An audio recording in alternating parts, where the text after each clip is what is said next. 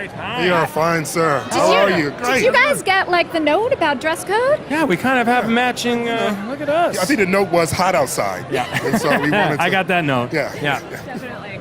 How are you feeling coming around the second time for this? Oh, great. Really excited to be here. Very excited about the movie.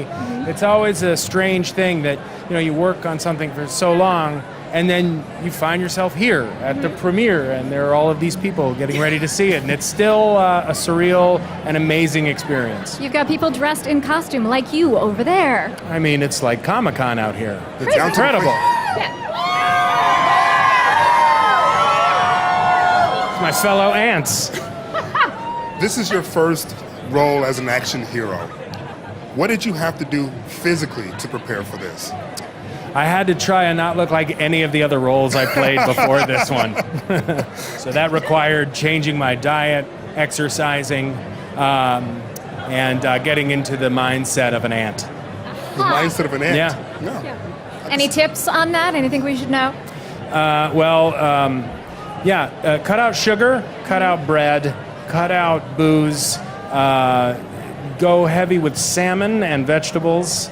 Did you want to quit? That sounds awful. It's awful. Every day.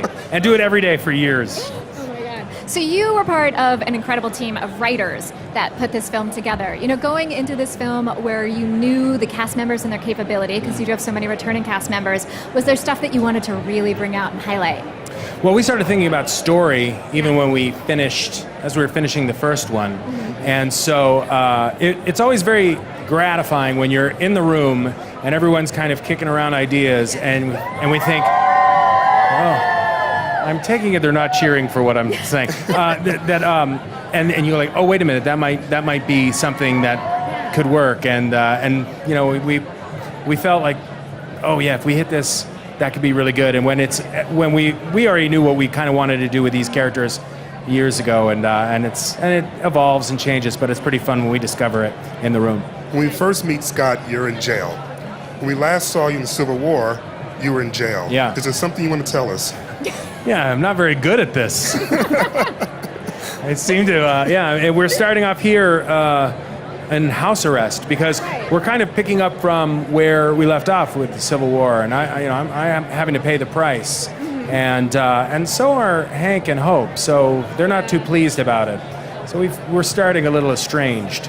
Speaking of that, without getting too specific and giving things away, I am curious, how hard a choice for Scott was it, you think, to choose house arrest as opposed to running off with the superheroes?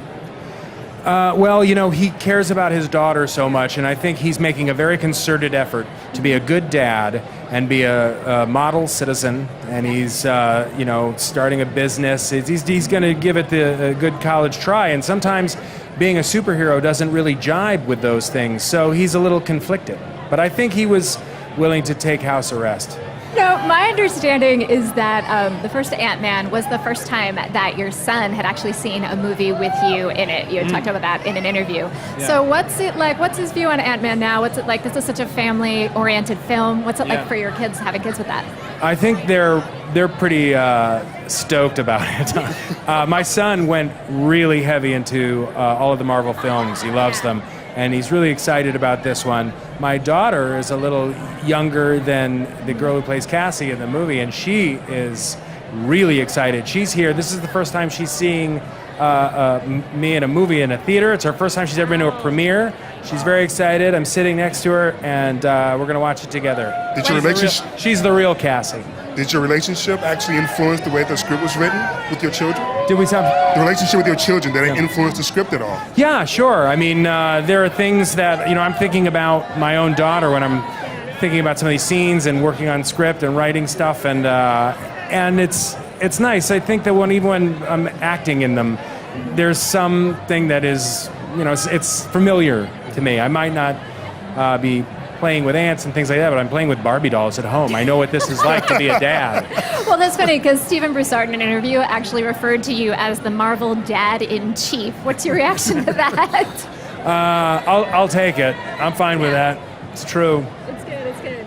You've also, speaking of family dynamics, you have off-screen great chemistry with Judy Greer, with Bobby Cannavale. I know you and Bobby are old friends. Yeah. So what's it like being able to bring that in, whether you're getting along or not getting along on screen? Oh, it's great. And I really like the dynamic, the relationship that our characters have in the film. I think it reflects very modern kind of times where, even though we're divorced, we still get along really well. We're raising our daughter together. It takes a village. And they're also, just as people, as friends of mine in real life. I mean, I'm so crazy about them. Judy is so funny that it hurts. Her jokes, I laugh so hard that my sides hurt. Bobby, I've known for so long that I don't care to give him any compliments at all in this interview. I hear you guys do karaoke together. Way too much. Really? Yeah. Do you What's guys, your go-to? I was going to say the same thing. We've done it so much that the go-to changes. The go-tos are always songs that nobody wants to hear, particularly with us singing them. Bobby and I go pretty deep into some old country songs. Oh. Like we'll go into Lookenbach, Texas, or Wichita Lineman was one of my staples early on. Yeah. Yeah.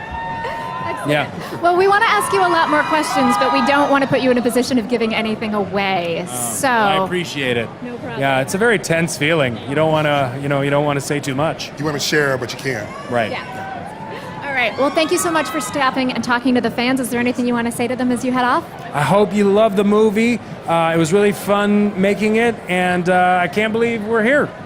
Finally, it's awesome. Thank you. Thank you so much. Congratulations. It's great to see you. You too. Let's talk about that amazing suit and the action you got to do in it. Let's talk about that suit forevermore. Let's never stop talking about my suit. I heard it took 4 months to develop fittings, and they finally got it to just right. 6 months, not because they were bad at it, but because they were so good at it, and I was so particular about wanting it to be perfect. Yeah. And in the end, I felt like it was. Talk about the action sequences. I mean, you've played action heroes in the past, brilliant fighters. Were there things different for the Wasp than the previous roles?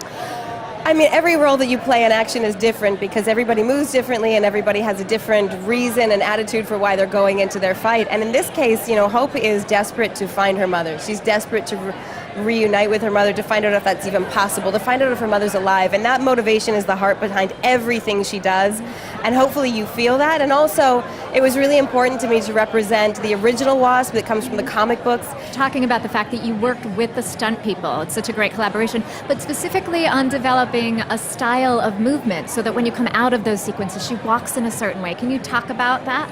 Yeah, that's basically what I was referencing just now in the way that she moved. It was important to me that she not just be another dude in a suit, because I think it's very easy for people to take a male role and put a woman in that role and now say, oh, it's we're telling a woman's story. Yeah. But that's not necessarily a woman's story. So in every element of the story and every element of the character and every element of the costume and the way she moved and the way she thought, I wanted her to clearly be a woman.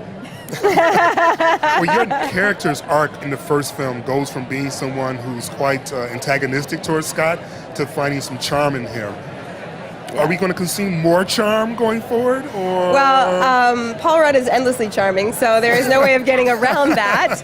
And yeah, Hope was very put off by Scott Lang at the beginning of the first film, and then incredibly charmed by him by the end. And they had finished the first film in a kiss, in an embrace, and then they carried on to have a relationship off screen, sorry fans, and then they became estranged. And so we pick up the second film where they are at odds, where they're not speaking, they haven't spoken in years, and Hope is once again not pleased with Scott. Which is how I think we like her, right? It's fun to watch her dig on him. I was just about to say it's so much fun to watch her not be pleased with him. Exactly.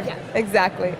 All right. Well, we would love to talk to you forever, but you have an entire carpet full of people here who want to chat with you. So thank you for talking to them. Thank you very much, guys. Thank you. Congratulations. Thank you. It was a pleasure.